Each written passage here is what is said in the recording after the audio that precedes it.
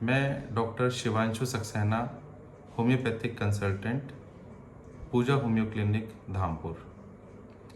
पिछले वीडियो में मैंने बात करी थी आपसे फैटी लीवर के बारे में, जिसमें मैंने फैटी लीवर के लक्षण, कारण और बचाव के बारे में आपको बताया था।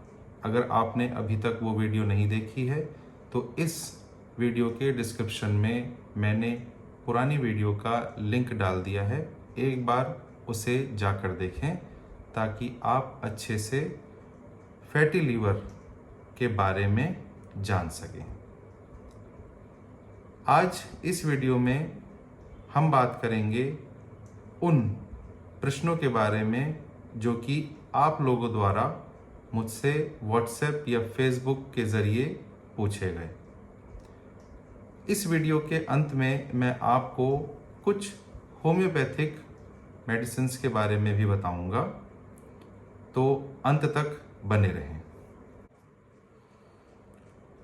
पहला प्रश्न है, क्या फैटी लीवर को प्राकृतिक रूप से, नेचुरल तरीकों से ठीक किया जा सकता है? तो जी हाँ, बिल्कुल फैटी लीवर को प्राकृतिक रूप से ठीक किया जा सकता है, लेकिन इसमें सबसे मेन बात यह है कि अगर फैटी लीवर ग्रेड 1 या फिर ग्रेड 2 का है तो ही प्राकृतिक रूप से उसे ठीक किया जा सकता है। प्राकृतिक रूप से ठीक करने के लिए आपको अपनी जीवन शैली और अपने खान पान में बहुत ज़्यादा बदलाव करने की आवश्यकता है। इन बदलाव के ज़रिए आप बहुत आसानी से ग्रेड 2 फैटी लीवर को ग्रेड 1 में कन्वर्ट कर सकते हैं। और दूसरा प्रश्न है कि फैटी लीवर डायग्नोस हो जाने के बाद किन प्रकार के खाद्य पदार्थों से बचना चाहिए? तो इस बारे में मैं आपको बताना चाहूँगा कि फैटी लीवर डायग्नोस हो जाने के बाद प्रोसेस्ड फूड, जंक फूड या रिफाइंड ऑयल से बने हुए खाद्य पदार्थ, चीनी या चीनी से बने हुए खाद्य पदार्थ, या फिर जो भी प्रोसेस्ड फूड मार्केट में अवेलेबल हैं, इन सब से बचना चाहिए। सबसे मुख्य कारण फैटी लीवर का आज के समय में है अल्कोहल। अल्कोहल को पूर्ण रूप से बंद करना ही होगा, चाहे आप ग्रेड 1 की स्थिति में हो, चाहे ग्रेड 2 की स्थिति में हो या फिर ग्रेड 3 की स्थिति में हो। अगला पूछा गया प्रश्न है कि फैटी लीवर हो जाने पर शुगर होने के चांसेस बढ़ जाते हैं। इस बारे में मैं आपको बताना चाहूँगा कि फैटी लीवर हो जाने की स्थिति में शुगर होने के चांसेस तो नहीं बढ़ते हैं, लेकिन शुगर की स्थिति में फैटी लीवर होने के चांसेस बहुत ज़्यादा बढ़ जाते हैं।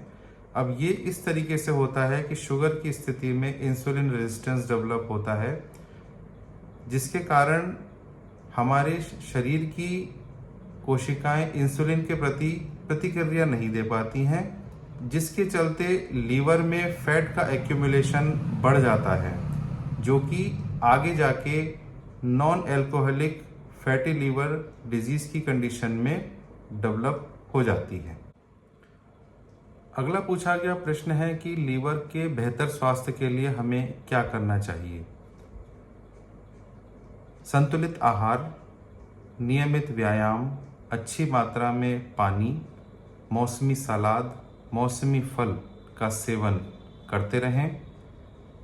इस बारे में मैं आपको एक बात ज़रूर बताना चाहूँगा कि जो लोग सेडेंटरी हैबिट रखते हैं, जो कि ऑफिस का वर्क जिनका ज़्यादा रहता है, ऐसे लोगों को एक काम मेरी सलाह से ज़रूर करना चाहिए कि अगर आप ठीक से अच्छा समय देकर व्यायाम नहीं कर पा रहे हैं, एक्सरसाइज नहीं कर पा रहे हैं, तो बहुत फैटी रिच डाइट का सेवन बिल्कुल ना करें, बहुत ज़्यादा जंक फूड का यूज़ ना करें। अगर आप कर रहे हैं या करना चाह रहे हैं तो उसी हिसाब से अपने डे टू डे लाइफ में, अपनी जीवन शैली में एक्सरसाइज को ऐड करें। जो भी हम खा रहे हैं उसको पचाना, उसको भुनाना बहुत ज़रूरी है। अगर वो पचेगा नहीं ठीक से अच्छे से भुनेगा नहीं तो वो कहीं ना कहीं हमारे शरीर में कुछ ना कुछ गलत स्थितियां डेवलप करता ही रहेगा। फैटी लीवर की स्थिति में किन होम्योपैथिक मेडिसिन का यूज़ किया जाना चाहिए, इस बारे में मैं आपको बताना चाहूँगा कि पहली मेडिसिन है चेलिडोनियम मदर टिंचर, जो कि ग्रेड 1 और या फिर ग्रेड 2 की स्थिति में दी जाती है। दूसरी मेडिसिन है कार्डोस मदर टिंचर, जो कि ग्रेड 1 और ग्रेड 2 की स्थिति में दी जाती है। तीसरी मेडिसिन है कालमेग मदर टिंचर, जो कि ग्रेड 1 की स्थिति में दी जाती है। चौथी मेडिसिन है च्योनेंथस, जो कि ग्रेड 2 और ग्रेड 3 के अर्ली स्टेजेस में दी जाती है। कृपया ध्यान दें, होम्योपैथिक मेडिसिन का सिलेक्शन और प्रिस्क्रिप्शन एक जटिल प्रोसेस है। अपने चिकित्सक के परामर्श के बिना कोई भी मेडिसिन ना लें। धन्यवाद।